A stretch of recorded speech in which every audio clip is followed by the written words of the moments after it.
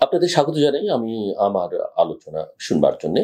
বাংলাদেশের নির্বাচনের রাজনীতি আবারও উত্তপ্ত হয়ে উঠেছে এবং এই উত্তাপের কেন্দ্রে এবার জামায়াত ইসলামী।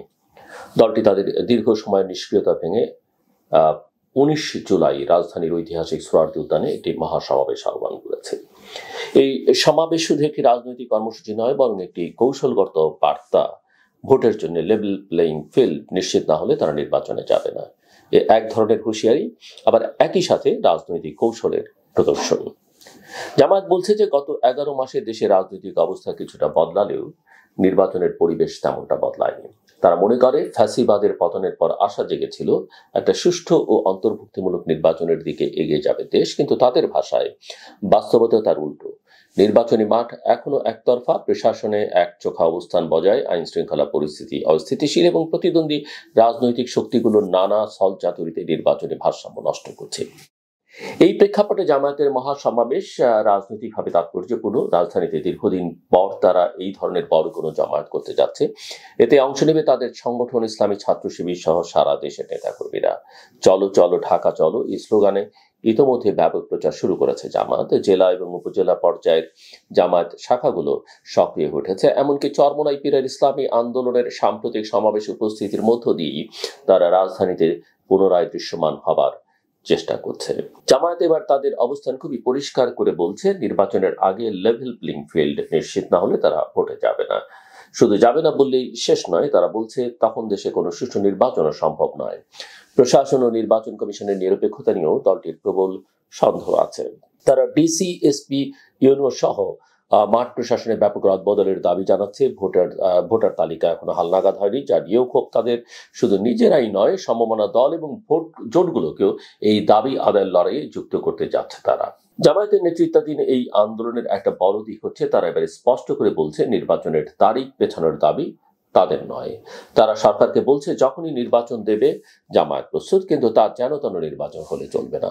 নিরাপদ ভোটার পরিবেশ, সমান সুযোগ এবং মৌলিক সংস্কার, এই ৩ শর্তকে তারা বারবার উচ্চারণ করছেন। নির্বাচন কমিশনের প্রস্তুতি, নির্বাচনকালীন প্রশাসনিক কাঠামো, সহিংসতা ও অপশক্তি নিয়ন্ত্রণ সবকিছুতেই তাদের প্রশ্ন। এই প্রশ্নের উত্তরে না মিললে তারা নির্বাচনে অংশগ্রহণ নিয়ে দ্বিতীয়বার ভাববে না বলেই ইঙ্গিত দিচ্ছে। এই সমাবেশে শুধু দলীয় শক্তি নয়, তারা তাদের রাজনৈতিক বার্তা সবার সামনে নিয়ে যেতে চায়। এই জন্যই তারা বিএনপি, এনসিপি, ইসলামী আন্দোলন সহ ফ্যাসিবাদ বিরোধী সব রাজনৈতিক শক্তিকে আমন্ত্রণ জানাচ্ছে। যদিও ইসলামী আন্দোলনের সাম্প্রতিক সমাবেশে বিএনপি অংশ নেয়নি, তবে এবার হয়তো ভিন্ন চিত্র দেখলেও দেখা যেতে পারে। জামায়াত চাইছে এই সমাবেশ হোক একটা সম্মিলিত বার্তা, যেখানে দেশের প্রধান রাজনৈতিক শক্তিগুলো এক কণ্ঠে বলবে সুষ্ঠু নির্বাচন চাই, সংস্কার চাই, জনগণের অধিকার চাই। এই মুহূর্তে বিএনপি ও এনসিপি এই দুই দলই মৌলিক সংস্কার ছাড়া নির্বাচনে যাবে না বলে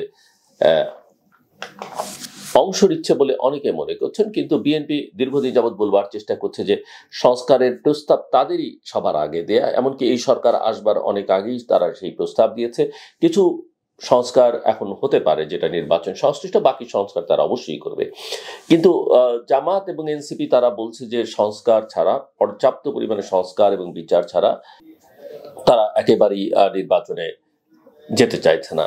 বিএনপি এইসব প্রশ্নে কিছুটা ব্যাখ্যামূলক, কিছুটা প্রতিরোধী। তারা বলছে যে ৭০ অনুচ্ছেদ, প্রধানমন্ত্রীর মেয়াদ সহ বেশ কিছু গুরুত্বপূর্ণ বিষয়ে তারা সংস্কার প্রস্তাব দিয়েছে, কিন্তু সব বিষয়ে শতভাগ একমত হতে বলা হলে তা বাস্তবসম্মত নয়। বিএনপির মতে নির্বাচন কমিশনের প্রস্তাব বা অন্য দলগুলোর সংস্কার প্রস্তাবে অনেক সময় রাষ্ট্র পরিচালনায় ভারসাম্য বিনষ্ট হবার সংখ্যা থাকে, যেসব বিষয়ে তারা সংবেদনশীল। এদিকে এনসিপি স্পষ্ট করে বলছে যে সাংবিধানিক ধারাবাহিকতার নামে কোনো কাঁচা পাকা নির্বাচন হলে তা জনগণের আকাঙ্ক্ষার সঙ্গে সাংঘর্ষিক হবে। তারা মনে করে নির্বাচনের আগে সংস্কারের কাজ সম্পূর্ণ না হলে তা হবে ভিন্নধর্মী শক্তিগুলোর জন্য একটা বড় ফাঁদ। তারা দেখছে কিছু দল এবং প্রশাসনের অংশবিশেষ সংস্কারকে ঠেকাতে চায়। এই জটিলতাকে অতিক্রম করতে হলে রাজনৈতিক দলগুলোর মধ্যে প্রকৃত অর্থে সংলাপ এবং সমঝোতা প্রয়োজন। এই প্রেক্ষাপটে জামায়াতের ১৯ জুলাই সমাবেশ শুধু একটি জনসভা নয়, বরং একটি রাজনৈতিক দাবি আদায়ের শুরু, একটি বার্তা প্রচারের চেষ্টা এবং নির্বাচনের আগে ক্ষমতার ভারসাম্যে নিজেদের জায়গা পুনর্নির্ধারণের প্রয়াস। দলের সেক্রেটারি জেনারেল মিয়া গোলাম পরওয়ার ও অন্যান্য কেন্দ্রীয় নেতারা সোহরাওয়ার্দী উদ্যান পরিদর্শন করে সমাবেশ সফল করবার জন্য সর্বাত্মক প্রস্তুতির কথা জানাচ্ছেন। সরকারের সহযোগিতাও প্রত্যাশা করছেন তারা। তবে পরিস্থিতি সহজ নয়। দেশের বিভিন্ন এলাকায় সহিংসতা, রাজনৈতিক হত্যা এবং আইন শৃঙ্খলা পরিস্থিতির অবনতির খবর প্রতিনিয়ত আসছে। খুলনায় যুবদলের সাবেক সহসভাপতি মাহবুবুর রহমানকে প্রকাশ্যে গুলি করে এবং পরে পায়ের রগ কেটে হত্যা করা হয়েছে। মুন্সিগঞ্জে ছুরিকাঘাতে ব্যবসায়ী খুন, ঢাকার মিটফোর্ডে পাথর চাপা দিয়ে মানুষ হত্যা, জামালপুরে অজ্ঞাত লাশ, কিশোরগঞ্জে শিশুর মরদেহ উদ্ধার, এসব ঘটনা শুধু বিচ্ছিন্ন অপরাধ নয়, বরং রাজনৈতিক অস্থিরতার এক ভয়ঙ্কর আলামত। এর সঙ্গে আরেকটা বড় ঘটনা, সাবেক আইজিপি চৌধুরী আব্দুল্লাহ আল মামুনের রাজসাক্ষী হওয়া, যিনি একসময় র্যাবেরও প্রধান ছিলেন। জুলাই গণহত্যার মামলায় তিনি অপরাধ স্বীকার করে ট্রাইব্যুনালে বলেছেন তিনি শেখ হাসিনা এবং অন্যান্য অভিযুক্তদের সম্পর্কে সত্য তথ্য প্রকাশ করবেন। তার এই অবস্থান স্পষ্ট করে দিচ্ছে 5 আগস্টের পর বাংলাদেশের রাজনীতিতে যে গোপন এবং প্রকাশ্য দ্বন্দ্ব তৈরি হয়েছে তা বিচার ও ক্ষমতার ব্যবস্থাপনায় নতুন মাত্রা যোগ করেছে। এই জটিল বাস্তবতায় 19 জুলাইয়ের সমাবেশ অনেক প্রশ্নের উত্তর খুঁজবে। কিভাবে তৈরি হবে সেই লেভেল প্লেইং ফিল্ড, কোন দল কতটা আপোষহীন থাকবে, কে কাকে ছাড় দেবে, আর কার জন্য তৈরি হবে ভবিষ্যতের রাজনীতির মঞ্চ। সবচেয়ে বড় প্রশ্ন হলো নির্বাচন হবে কিনা, আর হলেও সেটা কাদের অংশগ্রহণে কতটা গ্রহণযোগ্য হবে। জামায়াত তাদের অবস্থান স্পষ্ট করেছে, এখন দেখার বিষয় অন্যরা কিভাবে সাড়া দেয়, আর সরকার ও নির্বাচন কমিশন এই প্রশ্নের জবাব দিতে প্রস্তুত কিনা। যত দিন এগুচ্ছে নির্বাচন শুধু সময়ের হিসাব নয়, এটি উঠছে ন্যায্যতার, সাহসের এবং জবাবদিহির লড়াই।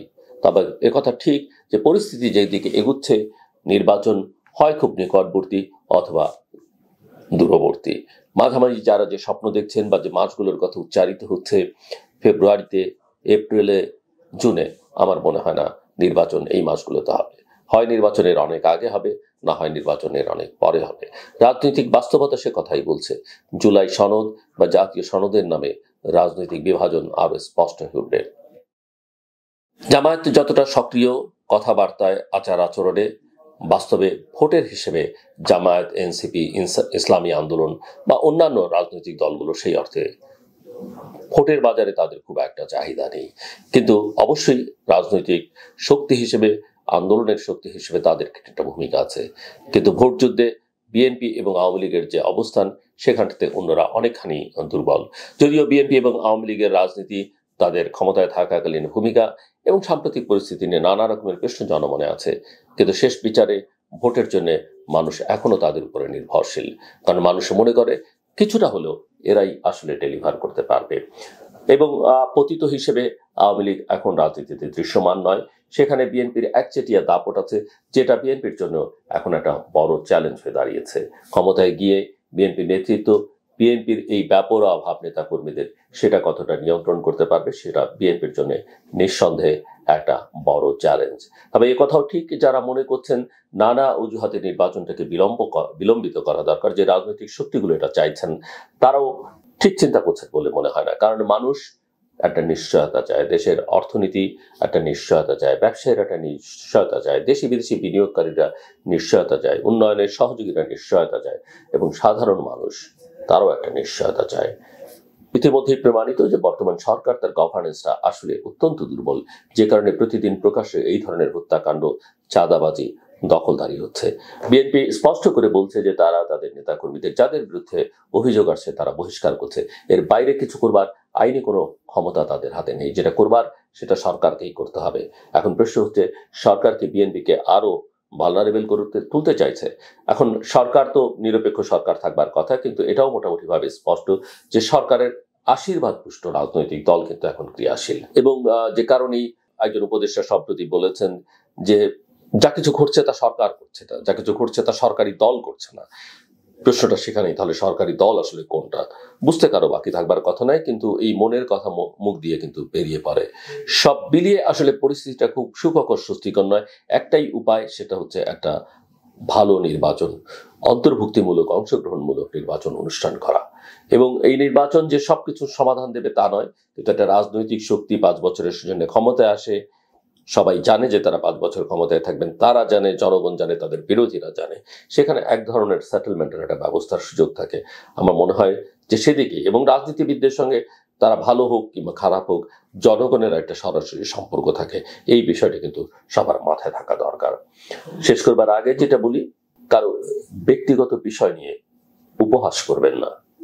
মনে রাখবেন, জীবন কারোর জন্যই, আমাদের কারোর জন্যই সহজ নয়। আমরা দেখি অন্যের দুর্দিনে, অন্যের বিপদে বা অন্যের দুর্বলতাকে আমরা অনেক সময় উপহাস করি।